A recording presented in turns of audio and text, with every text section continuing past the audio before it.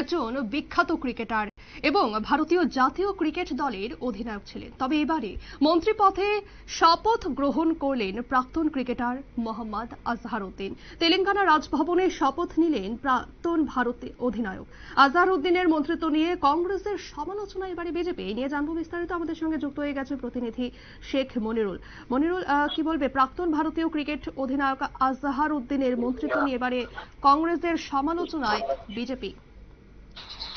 দেখো, আজকে সকাল 11টা নাগাদ তেলেঙ্গানার যে রাজভবন, সেই রাজভবনে গিয়ে তোমার হচ্ছে মন্ত্রী পদে শপথ গ্রহণ করলেন প্রাক্তন ক্রিকেটার তথা বিতর্কিত ক্রিকেটার আজহারউদ্দিন, এবং তাকে ইতিমধ্যেই স্বাগত, তাকে শপথ গ্রহণ অনুষ্ঠান, সেই সময় শপথ গ্রহণ অনুষ্ঠানে ছিলেন তেলেঙ্গানার রাজ্যপাল জিষ্ণুদেব বর্মা। তিনি মূলত একে একে সব মন্ত্রীদের সেখানে শপথ গ্রহণ করান এবং তাকে ইতিমধ্যেই শুভেচ্ছা জানিয়েছেন তেলেঙ্গানার মুখ্যমন্ত্রী রেবন্ত রেড্ডি, এবং আগামীকালের মধ্যেই দপ্তর বন্টন হয়ে যাবে বা আজকে বিকেলেও তার জন্য দপ্তর বন্টন করতে পারে তেলেঙ্গানার মুখ্যমন্ত্রী রেবন্ত রেড্ডি।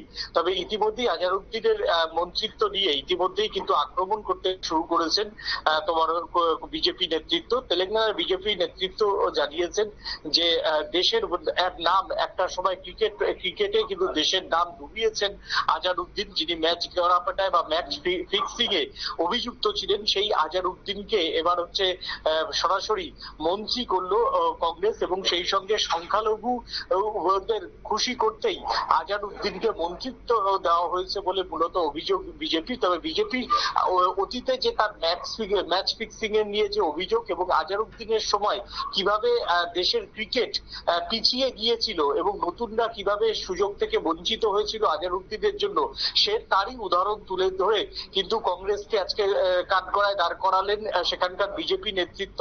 এবং বিজেপি নেতৃত্ব যেটা মূলত অভিযোগ, কংগ্রেস সবসময় দেশকে পিছিয়ে দেওয়ার জন্য আজহারউদ্দিনের মতো আবার সেই পুরনো নেতাদেরই সামনে আনছেন বলে মূলত অভিযোগ করেছে কংগ্রেস। ধন্যবাদ মনিরুল।